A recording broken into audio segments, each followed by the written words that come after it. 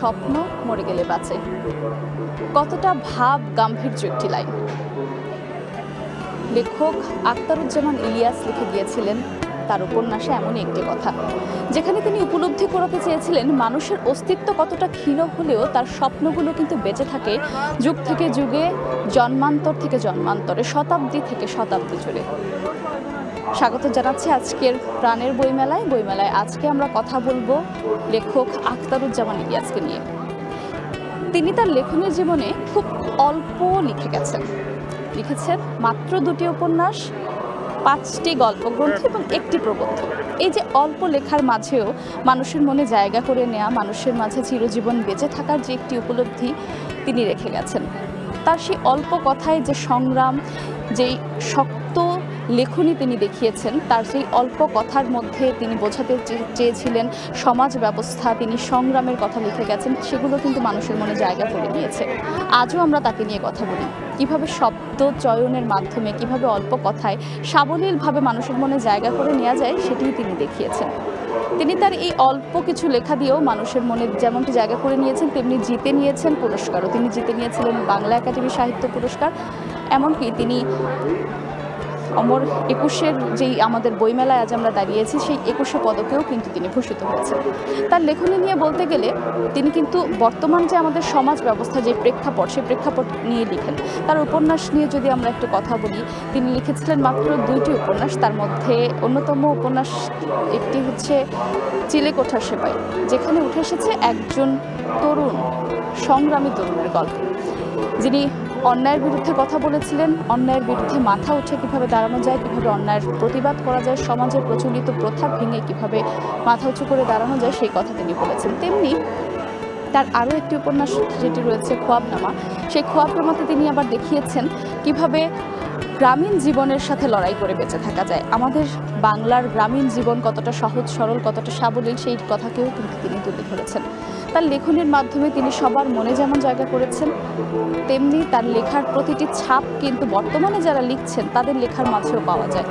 বর্তমান যারা লিখেন, যে লেখকেরা রয়েছেন, তারাও কিন্তু তাকে অনুসরণ করেন, চেষ্টা করেন তার যে লেখনী, তার যে শব্দমালা, তার যে শব্দচয়ন রয়েছে, সেগুলোর অনুসরণ করে কিভাবে তাদের নিজস্ব বইগুলো তার সেই ঢঙে কিভাবে লিখতে পারেন, সেটাও কিন্তু তিনি অনুসরণ করেন। পাশাপাশি তার লেখাকে এখনো পর্যন্ত তিনি যেমনটা বিভিন্ন পাঠকদের মনে জায়গা করে নিয়েছেন, পাঠকদের তিনি পছন্দের তালিকায় আছেন, তার পাশাপাশি অনেক লেখকদের পছন্দের তালিকায়ও আছেন। অনেক লেখকেরাই কিন্তু তার যে লেখর যে ঢং, তার লেখার যে ধরন, সেটি থেকেও কিন্তু অনুপ্রাণিত। সেই প্রেরণা নিয়েই কিন্তু আজকের বইমেলায় আমরা তাকে নিয়ে কথা বলছি।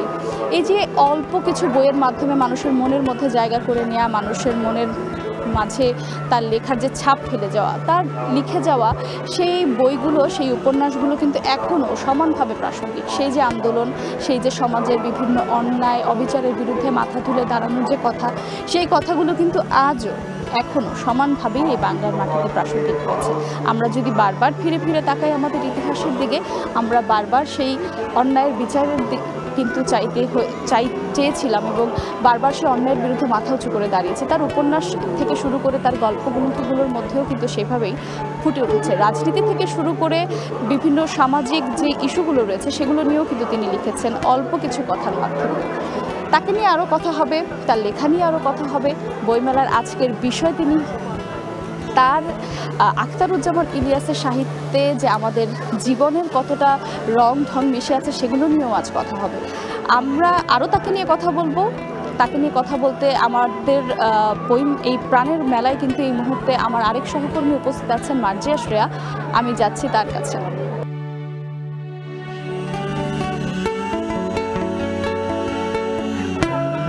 ধন্যবাদ মিতু। আখতারুজ্জামান ইলিয়াস তার উপন্যাসে, তার গল্পে, তার কথায় সবসময়ই সমাজ জীবনের যে চিত্র ফুটে তুলেছেন, সমাজ ব্যবস্থার যে অসঙ্গতিগুলো তুলে ধরেছেন, সমাজের বিভিন্ন শ্রেণী পেশার একদম শোষিত শ্রেণীর যে চিত্র তিনি তার উপন্যাসে, গল্পে ফুটিয়ে তুলেছেন, সেই সাথে কিন্তু চরিত্রগুলোর মধ্যে দিয়ে, তাদের জীবনযাপনের মধ্যে দিয়ে কিন্তু স্বপ্ন আর বাস্তবতার বিশদ ফারাকের কথাও তিনি বলে গেছেন। খোয়াবনামাতে তিনি এক জায়গায় বলেছেন, আসমান আর জমিনের মধ্যে যে ফারাক, স্বপ্ন আর বাস্তবতার মধ্যে সেই ফারাকটা তার থেকেও ঢের বেশি।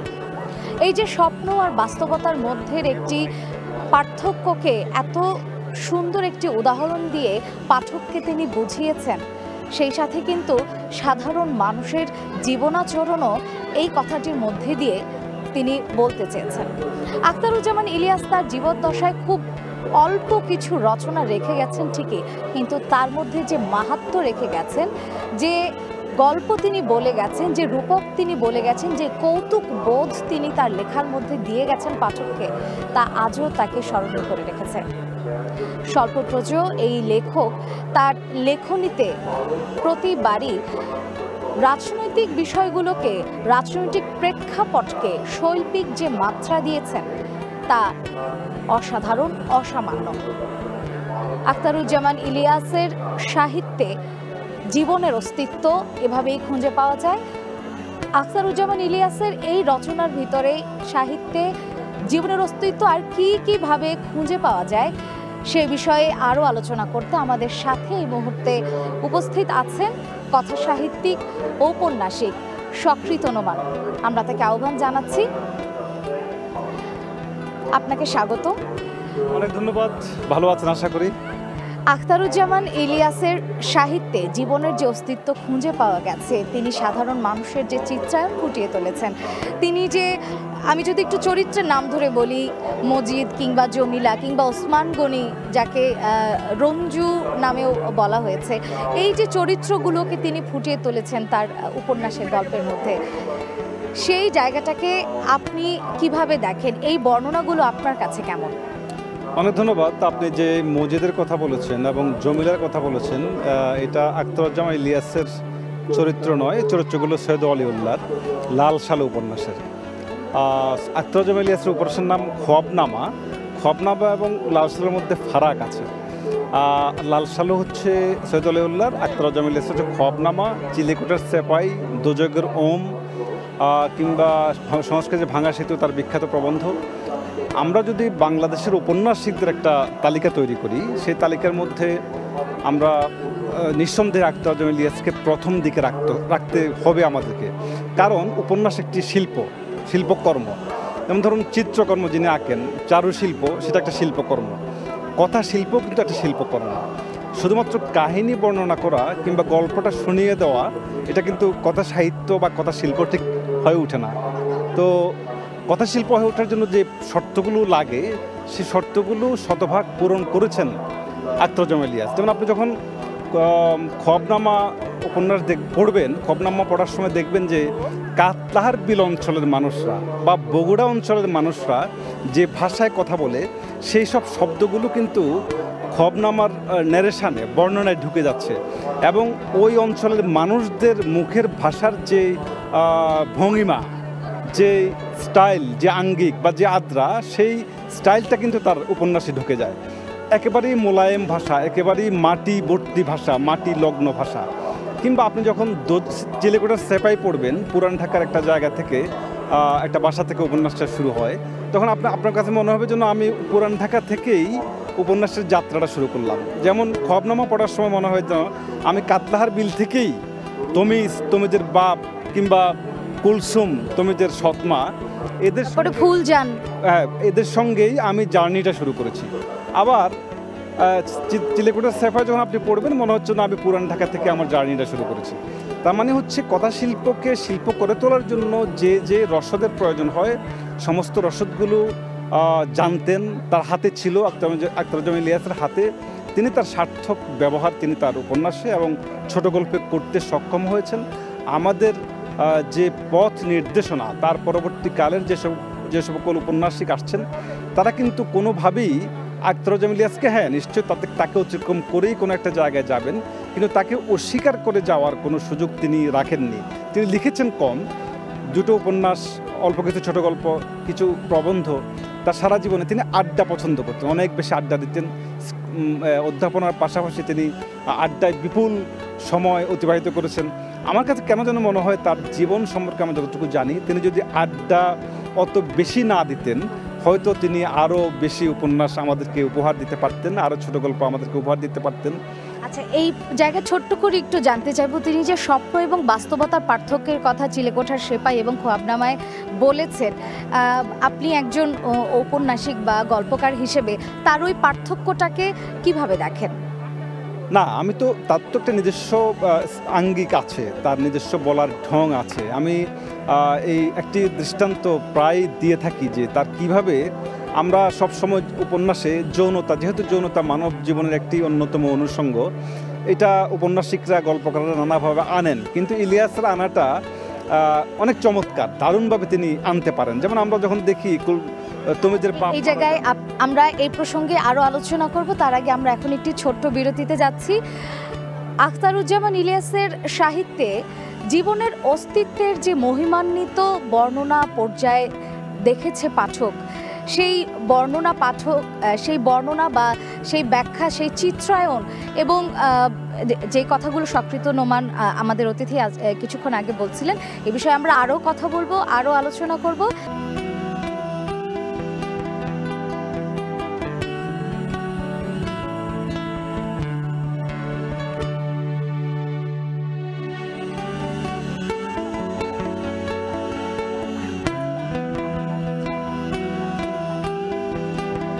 প্রসঙ্গে আমাদের সাথে আছেন কথা সাহিত্যিক এবং ঔপন্যাসিক সক্রিত নোমান।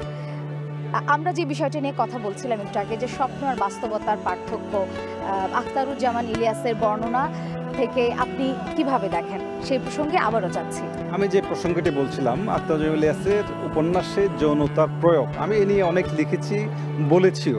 আপনি দেখবেন উপন্যাসের একটা জায়গায় তমিজের বাপ তখন মারা গেছে, তমিজ জীবিত এবং তমিজের সৎমার সঙ্গে তমিজের একটা সম্পর্ক তৈরি হয়। সেই সম্পর্কটা বলছেন এইভাবে, সেই মুহূর্তটি, বিশেষ মুহূর্তে ইলিয়াস এভাবে বলছেন, তমিজ এবং তমিজের মা কুলসুম যখন তারা পরস্পরের সন্নিকটে এলো, তখন কাত্তাহার বিল থেকে তমিজের বাপ তার লম্বা হাতকে আরও লম্বা করে একটানে তমিজের তবনকে খুলে নিয়ে গেল। কি চমৎকার একটি বর্ণনা! তবন যখন খুলে নিয়ে যায়, তবন মানে হচ্ছে লুঙ্গি, লুঙ্গি যখন খুলে নিয়ে যায় একজন পুরুষের শরীর থেকে, তখন আমাদের বুঝতে অসুবিধা হয় না একজন নারীর সঙ্গে পরবর্তী প্রক্রিয়াটা কী করতে যাচ্ছে। মানে যৌনতার এত চমৎকার ব্যবহার। এবং যখন আপনি শুরুতে দেখবেন মুন্সিফ বয়তুল্লাহর যখন কথা বলছে, তখনও তমিজের জন্ম হয়নি, হলেও সে হামাগুড়ি দিচ্ছে। তমিজের বাপের জন্ম হয়নি, হলেও সে হামাগুড়ি দিয়ে বেড়াচ্ছে। তার মানে স্পেসিফিক সময়টা বলছে না, 1947 সাল কিংবা 1757 সাল, 1842 সাল, স্পেসিফিক সাল বলছে না, বলছে চরিত্রের মধ্য দিয়ে সময়কালটাকে ধরার যে প্রচেষ্টা, এই প্রচেষ্টা ইলিয়াসের মধ্যে আমরা দেখতে পাই। অধিকাংশ উপন্যাসিক, আমি বলছি না উপন্যাসে এই ধরনের স্পেসিফিক সময়, তারিখ, সাল উল্লেখ করা যাবে না, অবশ্যই যাবে, কিন্তু উপন্যাসটা একটা শিল্পকর্মটাকে যত বেশি ব্যতিক্রমভাবে উপস্থাপন করা যায়, তত হচ্ছে সেটা পাঠক গ্রাহ্য হয়ে ওঠে, পাঠকের কাছে সেটা সত্যিকারের শিল্প হয়ে ওঠে এবং শিল্পের স্বাদ পাঠক লাভ করতে পারে। এবারে আপনার বিষয়ে একটু কথা বলতে চাই। আপনি উপন্যাস রচনা করেছেন, গল্প লিখেছেন। আপনার উপন্যাস, আমি যদি বালি হাঁসের ডাক ধরেও বলি, আপনার উপন্যাসগুলোতে কি হচ্ছে আখতারুজ্জামান ইলিয়াসের কোনো প্রভাব কি আছে? আমার উপন্যাসে হয়তো হীরকদানা উপন্যাসটার মধ্যে একটু প্রভাব থাকলেও থাকতে পারে। আমি পরবর্তীকালে আবিষ্কার করেছি হীরকদানা উপন্যাসের শুরুতে ইলিয়াসের খোয়াবনামার প্রভাব কিছুটা ছিল, কিন্তু পরবর্তী সংস্করণে আমি সেই প্রভাবটা কাটিয়ে ওঠার চেষ্টা করেছি। কারণ প্রত্যেক উপন্যাসিকের একটা স্বতন্ত্র স্বর থাকতে হয়। আমাদের পূর্বজ উপন্যাসিকদের প্রভাব আমার মধ্যে থাকা অসম্ভব না। আমার মধ্যে মানিক বন্দ্যোপাধ্যায়, তারাশঙ্কর বন্দ্যোপাধ্যায়, শরৎচন্দ্র চট্টোপাধ্যায় কিংবা দেবেশ রায় কিংবা আরও যারা উপন্যাসিক আছেন, কিংবা ইউরোপের যেসব উপন্যাসিক রয়েছেন, মার্কেস থেকে শুরু করে, জোলা থেকে শুরু করে, তলস্তয়, দস্তয়েভস্কি, সবার প্রভাব আমার মধ্যে থাকাটা স্বাভাবিক। কিন্তু একজন মৌলিক লেখক সেই প্রভাবটাকে কাটিয়ে ওঠার চেষ্টা থাকবেন। যদি তিনি চেষ্টা না করেন, তাদের মতো করেই লিখেন, তাহলে তাদের লেখার দরকার কি? কারণ আপনার পূর্বজ উপন্যাসিকরা তো তা লিখে গেছেন, আপনাকে তো নতুন করে লেখার দরকার নাই, ওটা পড়ে নিলে হয়। লেখার দরকার হচ্ছে আপনি স্বতন্ত্র স্বর তৈরি করবেন। কোকিল যখন বসন্তে ডাকে তখন প্রত্যেক কোকিলের স্বর কিন্তু একই রকম। আমরা আলাদা করতে পারি না এটা এই কোকিলের স্বর, এটা ওই কোকিলের স্বর। কিংবা কাক যখন ডাকে তখন আমরা কোন কাক, ঢাকার কাক না চিটাগাঙ্গের কাক না রাজশাহী থেকে আইসা কোনো একজন কাক শাহবাগ মোড়ে এসে ডাকছে, আমরা কিন্তু আলাদা করতে পারি না। কিন্তু শিল্প হচ্ছে এমন একটা জিনিস যে শিল্পটাকে আলাদা করতে হবে। আমার সঙ্গে আহমদ মুস্তফা কামালের শিল্প যদি মিলে যায়, কিংবা আমার সঙ্গে হামিম কামরুল হক বা প্রশান্ত মৃধার শিল্প যদি মিলে যায়, আমার সঙ্গে শামীম রেজার শিল্প যদি মিলে যায়, তাহলে আমার তো লেখার দরকার নাই। তারা তো লিখে গেছেন আমাদের অগ্রজরা। আমি কেন আলাদা করে লিখছি এই কারণে যে আমি তাদের কাছ থেকে আলাদা কিছু নির্মাণ করতে চাই, আলাদা কিছু দিতে চাই, আলাদা একটি গল্প শোনাতে চাই, আলাদা একটি স্বরে কথা বলতে চাই, আলাদা একটি প্রকরণে শিল্প নির্মাণ করতে চাই এবং সেই শিল্পে আমার পাঠকদেরকে স্নাত করতে চাই।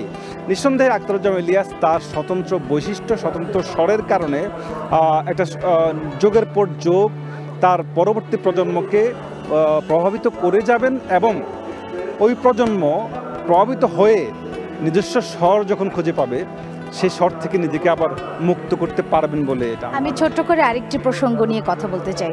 এই যে ৬৯ গণঅভ্যুত্থানের পরবর্তী সময়ে যেই প্রেক্ষাপট আখতারুজ্জামান ইলিয়াসের লেখায় উঠে এসেছে, কিংবা ওই যে বগুড়া জেলার বিভিন্ন মানে রাজনৈতিক এবং ঐতিহাসিক প্রেক্ষাপট, সমাজ বাস্তবতার মধ্য দিয়ে যে ইলিয়াসের লেখায় ফুটে ওঠে, সেটি তো একটি স্বতন্ত্র বৈশিষ্ট্য আছেই। এই ঘরানাকে ধরে যদি আমি আপনার কাছে জানতে চাই যে ২৪-এর গণঅভ্যুত্থানের পরবর্তী সময়ের প্রেক্ষাপটকে নিয়ে যদি আপনি কোনো লেখা লেখেন, তাহলে সেই জায়গাটাতে কি কোনোভাবে ইলিয়াসকে আপনি অনুসরণ করবেন কিনা? নিঃসন্দেহে সন্দেহাতীতভাবে আমি তাকে অনুসরণ করব না, কারণ আমার কাজ নয় ইলিয়াসকে অনুসরণ করা। আমার কাজ নয় মানিক বন্দ্যোপাধ্যায়, তারাশঙ্কর বন্দ্যোপাধ্যায় কিংবা আমাদের বাংলাদেশের শহীদুল জহির, শওকত আলী, সৈয়দ শামসুল হক এদেরকে অনুসরণ করা। আমি নিশ্চয়ই আমার ভাষায়, আমার স্বরে, আমার প্রকরণে আমি কথা বলতে চাই। আমি যদি কখনো কোনো বিষয় নিয়ে, আপনি যে বিষয়ের কথা বলেছেন সেই বিষয়ে যদি আমি কখনো ছোট গল্প লিখি, উপন্যাস লিখি, সেই বিষয়টা একান্তই আমার মতো করে হবে। তার প্রভাব তো নয়ই, পৃথিবীর কোনো সাহিত্যিকের প্রভাব আমি রাখবো না। কারণ আগেই বলেছি, পৃথিবীর প্রত্যেক লেখক স্বতন্ত্র স্বরের অধিকারী, পৃথিবীর প্রত্যেক গল্পকার স্বতন্ত্র বৈশিষ্ট্যের অধিকারী। তিনি কারো দ্বারা প্রভাবিত হবেন না, তিনি প্রভাবিত করবেন তার পরবর্তী প্রজন্মকে। তিনি যদি প্রভাবিত হয়ে যান তাহলে তিনি স্বতন্ত্র বৈশিষ্ট্য সম্পন্ন কোনোভাবেই হতে পারবেন না। কারণ কাক যদি ময়ূরের নাচ নকল করতে গিয়েছিল, কিন্তু কাক যখন ময়ূরের নাচ নকল করতে গেল তখন কাক তার নিজের নাচটাই ভুলে গেছে। এখন দেখবেন কাক, এটা একটা প্রবাদের কথা বলছি, আমি একটা লোকগল্পের কথা বলছি। আপনাকে অসংখ্য ধন্যবাদ। আমাদের আলোচনা শেষ করতে হচ্ছে আজকে। আপনার মূল্যবান সময় দেওয়ার জন্য আপনাকে ধন্যবাদ জানাচ্ছি। ধন্যবাদ যারা দেখছেন এতক্ষণ, তাদের সবাই। জি, অমর একুশে বইমেলা, এই বইমেলাতে নানা লেখক, গবেষক, অনেকের অনেক লেখা পাওয়া যায়, যারা পাঠকরা তাদের পছন্দ মতো, তাদের ক্ষুধা, তৃষ্ণা, জ্ঞানের যে পিপাসা সেই অনুযায়ী বই সংগ্রহ করেন নানান কিছু দেখে। শুধুমাত্র যে লেখকের বৈশিষ্ট্য দেখেই তারা বই কেনেন তা কিন্তু নয়, সেই সাথে কি বিষয় আছে, কি আলাদা বৈশিষ্ট্য আছে, কি নতুন পার্থক্য আছে, সেগুলোও কিন্তু পাঠকরা দেখেন। আখতারুজ্জামান ইলিয়াসের সাহিত্যে জীবনের অস্তিত্ব বিষয়ক নানা আলোচনা আমরা এতক্ষণ করছিলাম। এবারে আমরা সরাসরি বইমেলা নিয়ে কথা বলবো। আমার সাথে আছেন আমার সহকর্মী আফরোজা মৌটুসী। এখন আমরা তার সাথে কথা বলবো। মৌটুসী, বইমেলার আজকে ৯ম দিন, একই সাথে ফেব্রুয়ারিরও ৯ম দিন। তো এই সময়ে এসে আপনি বইমেলার বৈচিত্র্যটা কেমন দেখছেন? শ্রেয়া, প্রতি বছর যখন আমরা এই যে ৯ম দিনের কথা আপনি বলছিলেন, ছুটির দিন ছাড়া, যদিও আজ কোনো সরকারি ছুটির দিন নয়, কোনো উৎসবের দিন নয়, এইরকম দিনগুলোতে প্রথম দিকে মানে ৯ম দিনের কথা যেহেতু বলছিলেন, আমরা তেমন একটা ভিড় কিন্তু আমরা দেখতে পাই না। মানে খুব কম ভিড় থাকে, হয়তোবা যেই কয়েকজন মানুষই থাকেন তারা ঘুরে ফিরে দেখেন, বই নেড়ে চেড়ে দেখেন, আমি বলবো একটু পাতা উল্টে দেখেন, পছন্দ পছন্দের বইগুলো লিস্ট করেন। বাট মজার বিষয় হচ্ছে আজ আমি যখন মেলা ঘুরছিলাম বা আশেপাশে দেখছিলাম, আপনিও খেয়াল করলে দেখবেন সবার হাতে হাতে বই, সবাই বই কিনছে। ব্যাপারটা আরেকটি জিনিস আপনি উপভোগ খেয়াল করেছেন কিনা, এবারে কিন্তু বইমেলার স্টল বলেন, প্যাভিলিয়ন বলেন, সবগুলোই কিন্তু নানা ঢঙে সেজে উঠেছে। কখনো দেখছি বিআরটিসি বাস, কখনো দেখছি ল্যাম্প, কখনো দেখছি একটি ঘর, কিংবা কখনো দেখছি যে একটি কুঁড়ে ঘর। বৈচিত্র্যতাকে আসলে প্রাধান্য দেওয়া হয়েছে, নানা রঙে নানাভাবে আসলে এবারের বইমেলাকে বৈচিত্র্য আনা হয়েছে। পাশাপাশি বইয়েরও কিন্তু নানা বৈচিত্র্য রয়েছে শ্রেয়া, যেমন কাব্যগ্রন্থ থেকে শুরু করে উপন্যাস বা বিভিন্ন ধরনের বই কিন্তু বিক্রি হচ্ছে। তো বইমেলার খবর তো আমরা জানাবো, প্রতিদিনই আমরা হাজির হচ্ছি প্রাণের বইমেলার খবর নিয়ে। আজকের আয়োজন এখানেই শেষ করছি, আগামীকাল আবারও দেখা হচ্ছে প্রাণের বইমেলায়। বইমেলায় আসার আমন্ত্রণ।